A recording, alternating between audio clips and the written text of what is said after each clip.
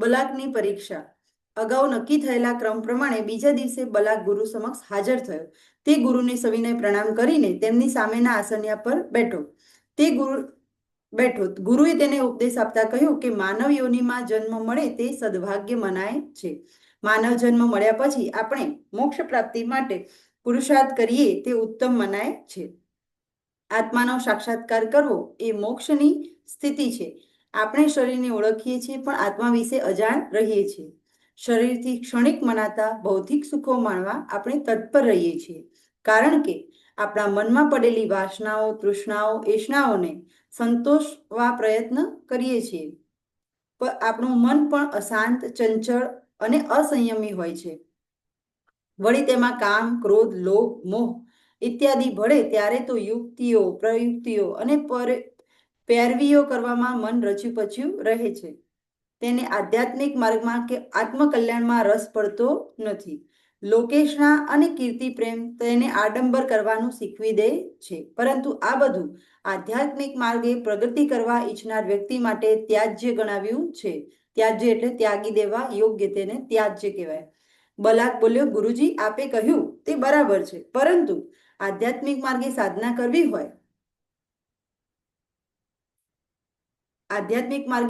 કરવી હોય તો આશ્રમ જેવું સ્થળ અને આવશ્યક સગવડો તો જોઈએ ને.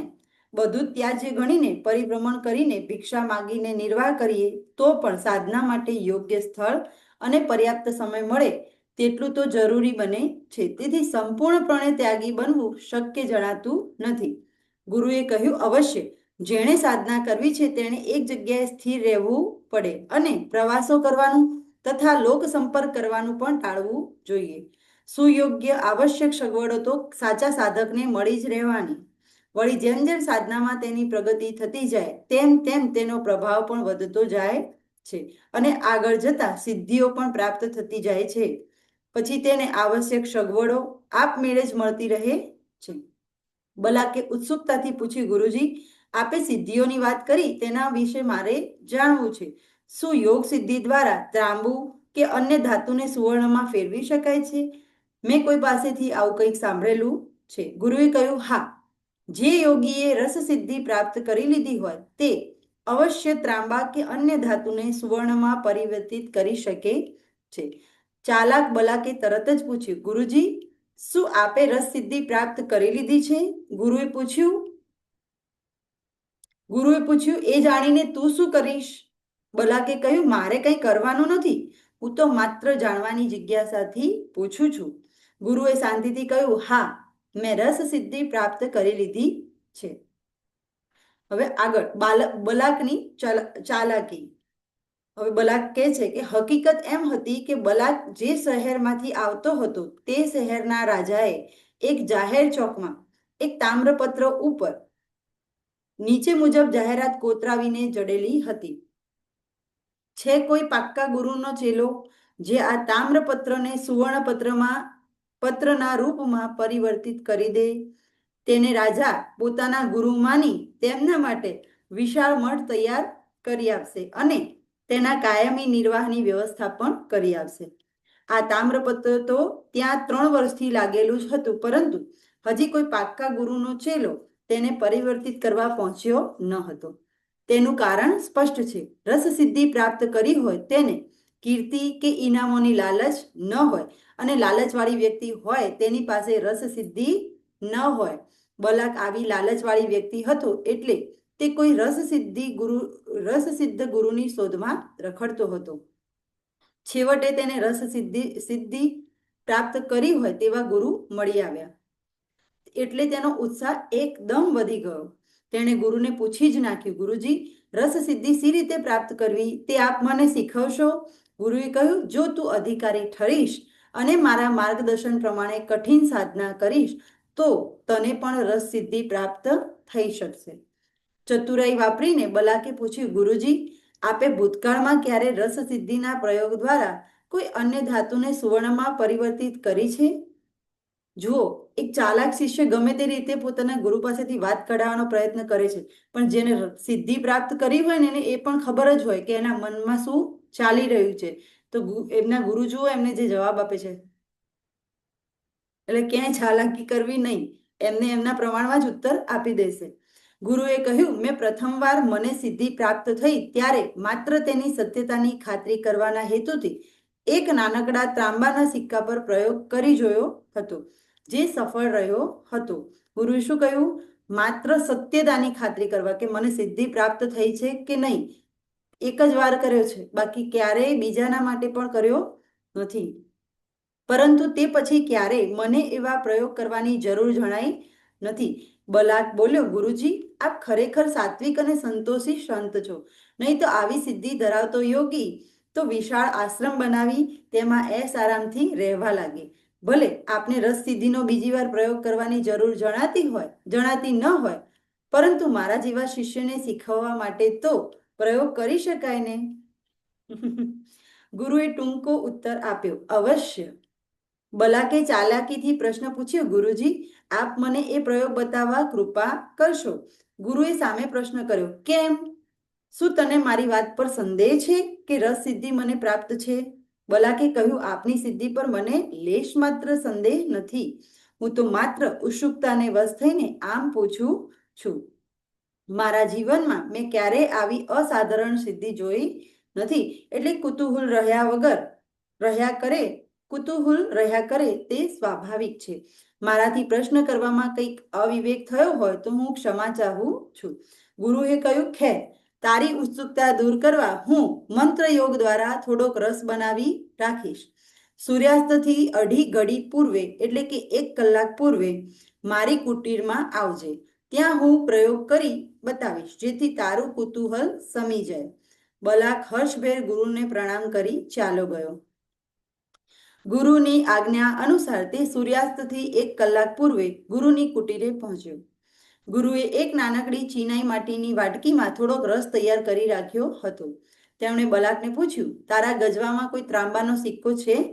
બલાકે એક ત્રાંબાનો સિક્કો કાઢીને ગુરુને આપ્યો. ગુરુએ તેને તૈયાર કરેલા રસમાં બોળીને તરત બહાર કાઢ્યો. થોડી ક્ષણોમાં તે સોનાના સિક્કામાં પલટાઈ ગયો. બલાક આશ્ચર્ય બોલી ઉઠ્યો, ગુરુજી, આપ ખરેખર પાક્કા સિદ્ધ ગુરુ છો. હવે મારી ઉત્સુકતા સંતોષાઈ ગઈ. હું ધન્ય થઈ ગયો. આપના ચરણોમાં કોટી કોટી પ્રણામ. એમ બોલીને તેણે ગુરુને પ્રણામ કર્યા અને તાજો તૈયાર થયેલો સોનાનો સિક્કો પોતાના ગજવામાં મૂકીને ત્યાંથી ચાલ્યો ગયો. હવે આગળનો ટોપિક છે બલાકની ચોર વૃત્તિ સળવળી. જેની અંદર ચોર વૃત્તિ હોય ને એ થોડી વાર શમી જાય, પણ ફરીથી એને જેવો મોકો મળે એટલે એ તરત પ્રગટ થઈ જાય. કોઈ પણ વાતાવરણમાં રહીએ ત્યાં સુધી આપણો વિચાર, આપણા ભાવો એવા રહે, પણ આપણે અંદરથી છીએ એ અંદરનું જે રૂપ છે, આપણી પ્રકૃતિ, એ બહાર નીકળ્યા વગર ના રહે. જેવો મોકો મળે એટલે બહાર આવે. એટલે જ કહેવામાં આવે છે કે સારા લોકોનો સંગ કરીએ, સંતોનો સંગ કરીએ, શાસ્ત્રોનું વાંચન કરીએ, મંદિરો, દેવદર્શનમાં જઈએ, હે ને. સત્સંગ કરવાનું કારણ જ એ છે કે જેવાના સંગમાં રહીશું એવા આપણા વિચારો થઈ જશે. બરાબર. હવે આ ભાઈ તો પહોંચી ગયા છે ગુરુજી પાસે, સિદ્ધ ગુરુ પાસે, હે ને. પણ અંદર જે ચાલાકી છે, જે ચોર કરવાની વૃત્તિ, એ અંદર છે, જે હવે સળવળી છે. તો બલાકની ચોર વૃત્તિ સળવળી. બલાકને રાત્રે ઊંઘ ના આવી. એ વિચારતો રહ્યો કે શું ગુરુ મને અધિકારી સમજી રસ સિદ્ધિ વિદ્યા શીખવશે? શીખવે તો ક્યારે? વિદ્યામાં નિષ્ણાત થતા કેટલા વર્ષ લાગશે? શું તેટલા વર્ષ રાજાએ કરેલી જાહેરાતનું તામ્રપત્ર ટકશે? તેને હવે જેમ બને તેમ જલ્દી તામ્રપત્રને સોનાનું બનાવી દેવાની તાલાવેલી હતી. હવે તેને જલ્દી રાજાના ગુરુ બની એક વિશાળ અને ભવ્ય આશ્રમના અધિપતિ મહંત બની જવાની ઘેલછા હતી. તેણે આ માટે ઝડપી અને ટૂંકો માર્ગ અપનાવવાનું વિચાર્યું. તે જાણતો હતો કે ગુરુએ જે રસ બનાવ્યો હતો તે હજી ચીનાઈ માટીના વાટકીમાં વધ્યો હતો. વળી 3 દિવસથી એ ગુરુનો નિત્યક્રમ શું છે તે નિહાળતો હતો. ચાલાક માણસ હોય ને એની બધે નજર હોય. ગુરુ દરરોજ બ્રાહ્મ મુહૂર્તમાં ઉઠીને નજીકની સરિતામાં સ્નાન કરવા જતા હતા અને ત્યાં જ પ્રાતઃ સંધ્યા પતાવીને સૂર્યોદય પછી પાછા ફરતા હતા. આથી બલાકે વિચાર્યું કે આવતીકાલે બ્રાહ્મ મુહૂર્તમાં જ્યારે ગુરુ સરિતા તરફ જાય ત્યારે ગુરુની કુટીરમાં ઘૂસીને પેલી રસ ભરેલી વાટકી ખોળી કાઢવી અને મળી આવે કે તરત અંધારામાં તે વાટકી લઈને આશ્રમમાંથી ચૂપકીદીથી નાસી જવું. પછી પોતાના શહેરમાં પાછા ફરી પહેલું જ કામ તામ્રપત્રને સુવર્ણપત્રમાં પરિવર્તિત કરવાનું કરવું. આ યોજના સફળ બને તો આવતીકાલે જ પોતાનું નસીબ ખુલી જાય તેમ તેને લાગ્યું. જુઓ, લોભને થોભ ન હોય. લોભને પાપનો બાપ કહ્યો છે. શેને? લોભને પાપનો બાપ કહ્યો છે. તે પણ ખોટું નથી. લોભમાં આંધળા બનીને બલાકે રસની ચોરી કરવાની યોજના બનાવી લીધી. પછી તે બ્રાહ્મ મુહૂર્ત થવાની પ્રતીક્ષામાં પથારીમાં પડ્યો રહ્યો, પણ તેને ઊંઘ ન આવી. તે બીજા દિવસે બ્રાહ્મ મુહૂર્તમાં ઉઠ્યો, ગુરુ કુટીરમાંથી બહાર નીકળી સરિતા તરફ ચાલ્યા ગયા. ત્યારે બલાક કુટીરમાં બેઠો અને રસ ભર્યો હતો તે વાટકી ખોળી કાઢી. વાટકી મળતા જ તે અંધારામાં આશ્રમ છોડીને ભાગ્યો. કોઈએ તેને જોયો નહીં, કારણ કે અન્ય આશ્રમવાસીઓ ઊંઘતા હતા. બલાક ત્યાંથી સીધો પોતાના શહેર તરફ ઉતાવળે ચાલ્યો. શહેરમાં પહોંચીને એ જ્યાં પેલી તકતી લગાવી હતી તે સ્થળે ગયો. એ જાહેર ચોકનું સ્થળ હતું, એટલે ત્યાં લોકોની ઘણી અવર જવર રહેતી, એટલે ત્યાં લોકોને એકઠા કરવાનું કાર્ય સરળ હતું. બલાકે મોટા અવાજે બોલવા માંડ્યું, ભાઈઓ અને બહેનો, સાંભળો. અહીં જે જડેલું આ તામ્રપત્ર આપ છેલ્લા 3 વર્ષથી જુઓ છો. તેમાં કોતરેલું લખાણ પણ તમે બધાએ વાંચ્યું છે. તેમાં લખ્યા મુજબ હજી કોઈ સાધુ સંત આવીને આ તામ્રપત્રનું સુવર્ણપત્રમાં રૂપાંતરણ કરી શક્યા નથી. આજે હું ગર્વપૂર્વક તમને કહું છું કે મેં રસસિદ્ધિ વિદ્યા કઠિન સાધના કરીને પ્રાપ્ત કરી છે. તેનો પ્રત્યક્ષ પુરાવો આપવા હમણાં જ હું તમારી નજર સમક્ષ આ તામ્રપત્ર ઉપર મેં ખાસ મંત્રથી તૈયાર કરેલો રસ ચોપડું છું. એ રસને પૂરેપૂરી તાંબાની તકતી પર થોડી વાર ઘસીશ એટલે તકતી સુવર્ણની બની જશે. તમે બધા કાળજીપૂર્વક એ પ્રક્રિયા જોજો. બલાકે ચમત્કાર કરી બતાવ્યો. હવેનો ટોપિક આ છે. આમ કહી બલાકે પોતાની સાથે લાવેલી વાટકીમાંથી થોડો થોડો રસ તકતીના એક એક ભાગ પર લગાવવાનું શરૂ કર્યું. પૂરેપૂરી તકતી પર રસ લગાડી રહ્યો હતો ત્યાં સુધીમાં વાટકીમાંનો રસ પણ ખૂટી ગયો. હવે તેણે બંને હાથ વડે તકતીને ઘસવા માંડી. થોડી મિનિટોમાં તાંબાની તકતી બદલાઈને સોનાની તકતી બની ગઈ. લોકો તો જબરા આશ્ચર્ય સાથે આ ચમત્કાર જોઈ રહ્યા. હવે કેટલાક તો અહોભાવ સાથે બલાકના પગમાં પડી પ્રણામ કરવા લાગ્યા. બીજાઓ તેનો જય જયકાર બોલાવવા લાગ્યા. આ ટોળામાં રાજાના એક બે સેવકો પણ હાજર હતા. હવે બલાકનો ઉત્સાહ પરાકાષ્ઠાએ પહોંચી ગયો હતો. તેણે સેવેલું સ્વપ્ન સિદ્ધ થવાની તૈયારીમાં હતું. તેણે ગર્વભેર કહ્યું, તમે બધા મેં કરેલા ચમત્કારના સાક્ષી છો. હવે તમારે રાજા પાસે જઈને આ વાત જણાવવી જોઈએ, જેથી તેઓ આ તકતીમાં લખ્યા મુજબના વચનો પૂરા કરે. બધા હર્ષનાદ કરીને કહેવા લાગ્યા, ઓ રસસિદ્ધ ગુરુજી, અમે તમને એક પાલખીમાં બેસાડીને વાતે ગાતે રાજાના મહેલ સુધી લઈ જઈશું અને રાજાને આપે કરેલા અદ્ભુત ચમત્કારની ગાથા કહી સંભળાવીશું. બલાક તો મનમાં ફૂલ્યો સમાતો ન હતો.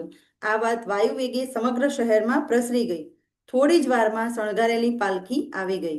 તેમાં બલાક વટભેર ગોઠવાયો. પછી ઢોલ, નગારા, પખવાજ, શરણાઈ ઇત્યાદિ વાજિંત્રો વાગવા લાગ્યા અને રાજમહેલ તરફ જવાની યાત્રા શરૂ થઈ.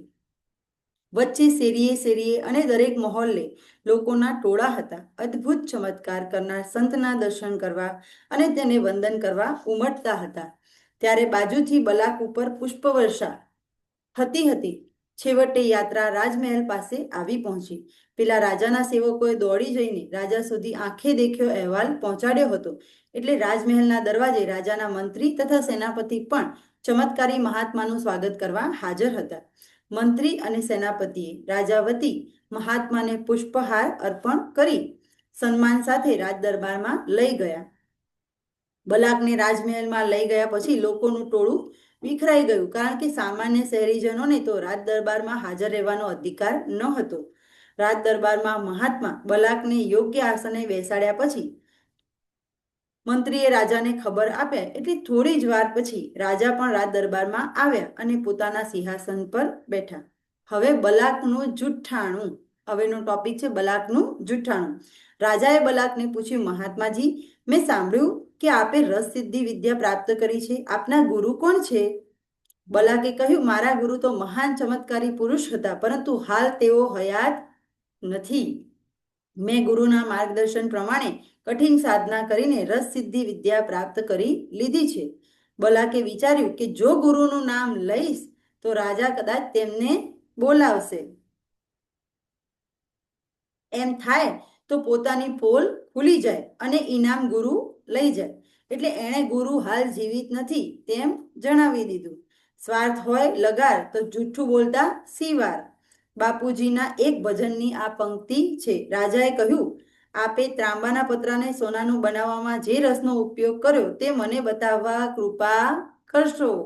રસ તો પતી ગયો હતો લગાવતા લગાવતા, હે ને. ચલો આગળ જોઈએ. બલાકે કહ્યું, મેં થોડો જ રસ બનાવ્યો હતો જે બધો જ વપરાઈ ગયો છે, એટલે અત્યારે તમને બતાવી શકાય તેમ નથી. રાજાએ કહ્યું, જે રસના પ્રભાવથી ત્રાંબુ સોનામાં ફેરવાઈ જાય તે કેવી રીતે બને છે તે મને જણાવવા વિનંતી છે. બલાકે કહ્યું, મારા ગુરુએ મને આજ્ઞા કરેલી છે કે કોઈ અનધિકારી વ્યક્તિ સમક્ષ આ જ્ઞાન રજૂ કરવું નહીં. રાજા બોલ્યા, શું હું અધિકારી નથી? મારા રાજ્યમાં બધે મારો જ અધિકાર ચાલે છે. બલાકે કહ્યું, સંસારની દ્રષ્ટિએ તમારા રાજ્ય પર તમારો અધિકાર ખરો, પણ ગુપ્ત વિદ્યા જાણવાનો તમારો અધિકાર નથી. સત્તા આગળ શાણપણ ન ચાલે. આગળનો ટોપિક છે. રાજાને થયું કે હું મહાત્મા સમજીને આ વ્યક્તિ સાથે નમ્રતાથી વાત કરું છું, પણ એ અભિમાની બનીને વાત કરે છે. મારે એને મારા અધિકારનો પરિચય કરાવવો પડશે તેમ લાગે છે. હવે રાજાનો ચહેરો જરા કરડો થઈ ગયો. તે રૂઆબથી બોલ્યો, મારો અધિકાર અને કર્તવ્ય હું બરાબર સમજું છું, એટલે ફાજલ વાત છોડી સીધી રીતે રસ બનાવવાની વિધિ બતાવી દો, નહીં તો મારા અધિકારની રૂએ જબરજસ્તી કરવી પડશે. બલાકે કહ્યું, રાજાજી, તમારું કર્તવ્ય ભૂલો છો. તમે તામ્રપત્ર પર જાહેરાત કરી હતી કે જે કોઈ તે તામ્રપત્રને સોનાનું બનાવી આપશે તે પુરસ્કાર મેળવવા માટે પાત્ર ઠરશે. મેં ઘણા નગરજનોને દેખતા તે અસંભવ જણાતા કાર્યને મારી વિદ્યાના બળે સંભવ બનાવી દીધું છે. હવે તમે વચન આપ્યા પ્રમાણે મને પુરસ્કાર આપવાને બદલે મારા પર બળજબરી કરશો તેવી ધમકી આપો છો. શું આવું તમારું કર્તવ્ય પાલન છે? આમ કરવું તે તમારે માટે શોભનીય નથી. રાજાએ પોતાના સેનાપતિ સામે જોઈને કહ્યું, આ લાતનું પાત્ર વાતથી નહીં માને. એક સૈનિકને કહો કે કોરડો લઈને આવે. આ મહાત્માને રાજાના અધિકારનો પાઠ ભણાવવો પડશે. પછી રાજાએ મંત્રી સામે જોઈને કહ્યું, મંત્રીજી, સેવકોને કહો કે આ મહાત્માના કપડાં ઉતારી લે. એને ફક્ત લંગોટી રહેવા દઈને અહીં દરબારખંડમાં વચ્ચોવચ્ચ ઊભો રાખે. રાજાની આવી આજ્ઞા સાંભળતા જ બલાકે શરીરમાં ધ્રુજારી અનુભવવા માંડી. તેને પસીનો વળવા લાગ્યો. તેને થયું કે ઇનામ લેવા જતા દંડ ભોગવવાનો વારો આવ્યો. તે વિચારવા લાગ્યો કે આવા સંકટમાંથી હવે મને સિદ્ધ ગુરુજી જ બચાવી શકશે. પરંતુ સ્વાર્થાંત બનીને ગુરુને તો પોતે જ દિવંગત બનાવી દીધા હતા. થોડી વાર પહેલા જ કહ્યું ને કે મારા ગુરુ તો હયાત નથી. હવે રાજાને સી રીતે સમજાવી શકાય કે ગુરુજી હયાત છે? હવે આગળનો ટોપિક છે, બલાકને સજા થઈ. હવે આપણે બીજી લિંક આવે છે, એમાં આપ સર્વ જોડાઈ જાઓ. જય ભગવાન. અને જેને પણ ભજન ગાવાના છે એ મને જણાવી દેજો. અહીંયા લખેલા હતા ચેટ બોક્સમાં, એ સિવાયના ઝડપથી પોતાના નામ જણાવી દેજો. બીજી લિંકમાં આવો, એમાં જણાવી દેજો.